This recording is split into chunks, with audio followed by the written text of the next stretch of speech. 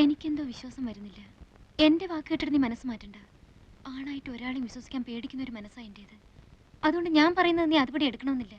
ആ മനുഷ്യൻ പറഞ്ഞത് കേട്ടപ്പോ എങ്ങനെയോ എനിക്ക് അയാളെ കുറച്ചൊക്കെ വിശ്വസിക്കാന്ന് തോന്നി. പക്ഷെ ഇതും പറഞ്ഞതിനെ പറ്റിക്കാൻ ഞാൻ അത്ര പൊട്ടിയൊന്നുമല്ല. ഇവിടെയുണ്ട്. എവിടെ പടക്കും? എവിടെ പടക്കത്തിന്റെ പൈസ?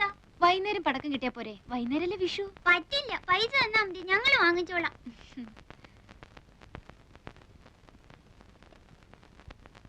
ഇപ്പൊ ഇതിന് വാങ്ങിയാ മതി. വൈകുന്നേരം ചേച്ചി അങ്ങാടിയിൽ അയച്ച് വേറെ വാങ്ങിപ്പിച്ചു തരാം. നിറയെ വാങ്ങി തരാന്ന് പറഞ്ഞില്ലേ? എന്റെ മോനും ഇന്ന് അവിടെ പൂത്തിരി കത്തിക്കുന്ന എഴുതിയിട്ടുണ്ട്. എവിടെ ദേവകീർത്തിയുടെ മോൻ? കോട്ടയത്തിനടുത്ത് ബോർഡിങ്ങില്.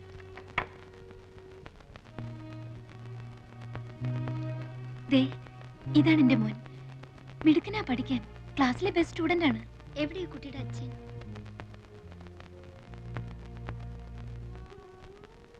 ഇതാ, ഇത് ഞാൻ അഴിച്ചു കളഞ്ഞിട്ടില്ല. ഇതും വിശ്വസിച്ചിട്ടാണല്ലോ എല്ലാവരും വിട്ട് ഞാൻ ആ മനുഷ്യന്റെ കൂടെ ഇറങ്ങിപ്പോന്നത്. ആണായിട്ട് ഒരാളെ എനിക്ക് വിശ്വസിക്കാൻ പറ്റില്ല. ആ മനുഷ്യൻ കാരണമാണോ ദേവകീർത്തി ഇവിടെ എത്തിയത്? ആണോ എന്ന് ചോദിച്ചാ അതെ. പക്ഷെ ഞാൻ പറയാം എന്റെ മോൻ കാരണോ ഞാനിവിടെ എത്തിയെന്ന്. അവനില്ലായിരുന്നെങ്കിൽ പണ്ടേ ഞാൻ മതിയാക്കിയിട്ടുണ്ടാവും. വല്ല തീവണ്ടിയുടെ മുമ്പിലോ കയറിന്റെ തുമ്പത്തോ. ഞങ്ങൾക്ക് ആർക്കൂടെ രക്ഷപ്പെടണമെന്ന് തോന്നാറില്ല. ആകെയുള്ള രക്ഷ ഒരുപക്ഷെ ഇതായിരിക്കും. അതുകൊണ്ട് നിനക്ക് അങ്ങനെയല്ല. ഒന്നും നഷ്ടപ്പെട്ടിട്ടില്ലാത്തോളാ നീയെ. എങ്ങനെയെങ്കിലും നിനക്കിവിടെ ചാടാൻ കഴിഞ്ഞാൽ അതിലേറ്റവും സന്തോഷിക്കുന്നത് ഞാനും ആ പൊട്ടിപ്പെണ്ണൊക്കെ ആയിരിക്കും.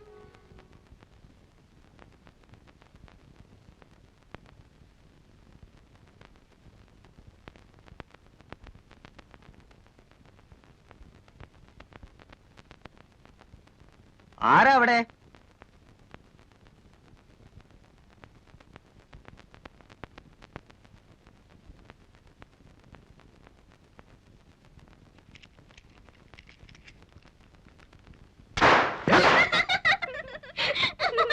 എടാടാ, എങ്കി പിന്നെ ആ ചങ്ങായിന്റെ മൂട്ടിലൊന്ന് പൊടിച്ചോടാ.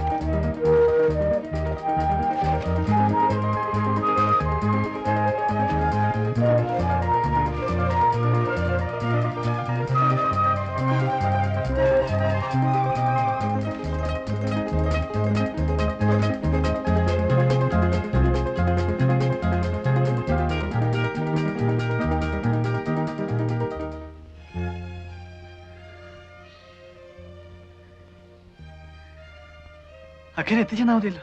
മതി.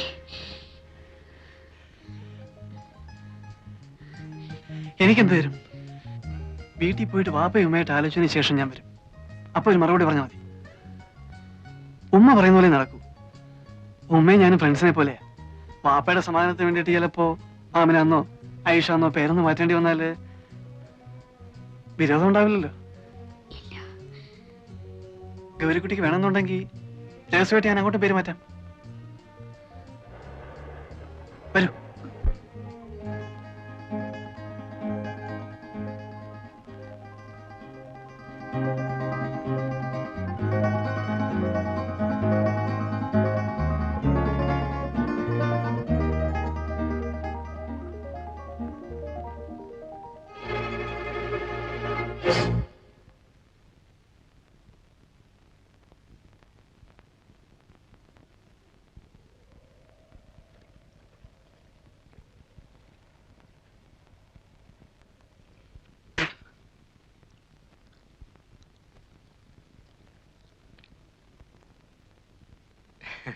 എങ്ങടാ മാഷേ?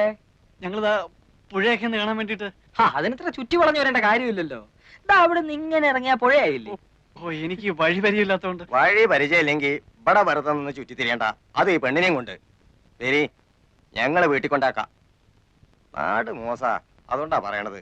ഒരി നിനക്ക് പറഞ്ഞു കൊടുത്തുണ്ടായിരുന്നില്ലേ കഴുതേ? നിങ്ങൾ വെക്കുള്ളൂ, ഞങ്ങൾ ഇതാ പുഴക്കര രത്തിനേരെ എന്നിട്ട് വന്നോളാം. വഴിയൊക്കെ എനിക്കിപ്പോ നിശ്ചയമുണ്ട്. പറഞ്ഞതനുസരിച്ചോളി. അടക്കടി.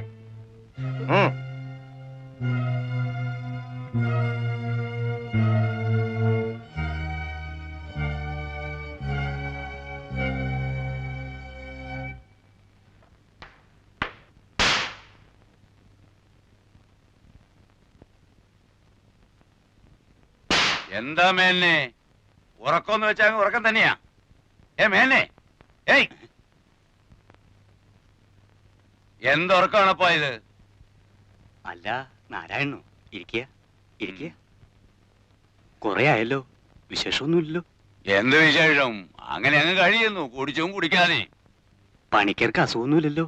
അസുഖേ പണിക്കർക്ക്? ഞാനിങ്ങോട്ട് പോരുമ്പോ ആനകളെ കുളിപ്പിക്കുന്നത് നോക്കാൻ പോണു. മൂപ്പരും കൂടും, ആനയെ തേക്കാനും പിടിക്കാനും ഒക്കെ. ആഹാ, അവർക്കൊക്കെ എങ്ങനെ അസുഖം വരാനാ മേന്നെ? ആഹാരവും തേച്ചുകുളി എല്ലാം ഇപ്പോഴും കൃത്യമല്ലേ? അതുകൊണ്ട് എന്താ, മനസ്സ് 16 വയസ്സല്ലേ ഇപ്പോഴും?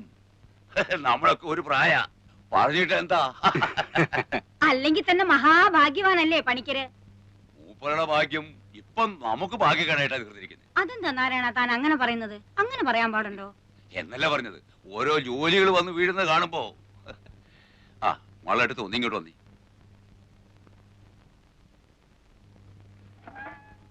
മാളുവേട്ടത്ത് ഈ പറയുന്നതൊക്കെ എനിക്ക് മനസ്സിലാകുന്നല്ലാതെ എനിക്കിത് വല്ലതും അവിടെ ചെന്ന് പറയാൻ ഒക്കോ? വേണമെങ്കിൽ ഞാൻ കൂടെ ഒന്ന് പണിക്കരോട് പറയാം. ഇനി ഇപ്പൊ നിങ്ങൾ എന്ത് പറഞ്ഞിട്ടും കാര്യമില്ല. മൂപ്പന്റെ അടുത്ത് കാലത്ത് നിങ്ങൾ ആ കുട്ടിയും കൂട്ടി പോയ വിവരം അവിടെ കൃത്യമായിട്ട് അറിഞ്ഞിരിക്കുന്നു. ഇവിടെ നല്ല ഈ നാട്ടിൽ നടക്കുന്ന ഓരോ സംഗതികളും അപ്പോൾ അറിഞ്ഞുകൊണ്ടിരിക്കുക കക്ഷി. ഓള് മൂപ്പന്റെ അടുത്ത് പോയി, മാപ്പിളമാര് നിങ്ങൾക്ക് സപ്പോർട്ടായി, എല്ലാം അവിടെ അറിഞ്ഞിട്ടുണ്ട്. അല്ല നീ ഇതിപ്പോ... എനിക്ക് നിങ്ങളെ പൂരായ ഒന്നും കേൾക്കണ്ട. ഒരു കാര്യം ഓർത്തോളൂ, മൂപ്പൻ വിളിച്ചാൽ വരാൻ ഇവിടെ 100 മാപ്പിളമാരുണ്ടെങ്കിൽ പണിക്കര് വിളിച്ചാൽ വരാൻ ഇവിടെ 100 സഹായന്മാരുണ്ട്.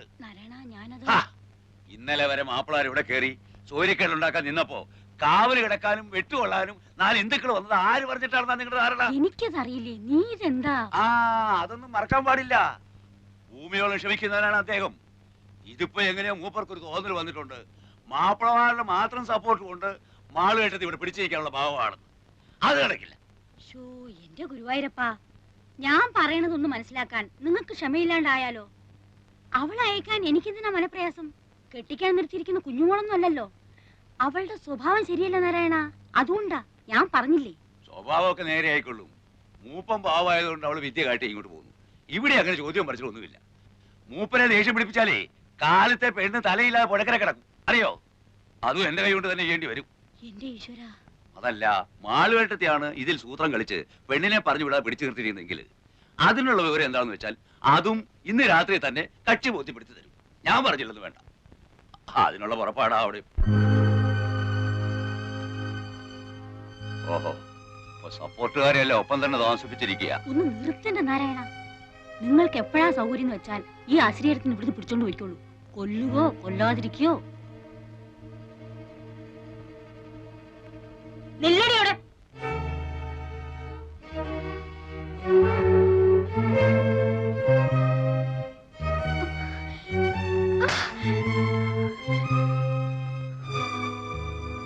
സാമർത്ഥ്യം കാട്ടുക. അല്ല, ഞാൻ പറഞ്ഞോണ്ടാ കുട്ടി. മോനോടൊന്നും ചോദിച്ചില്ല, ഇപ്പൊ ഇവിടെ ഒന്നും പറയുകയും വേണ്ട. നടക്കടി. നാരായണൻ ഇരിക്കെ.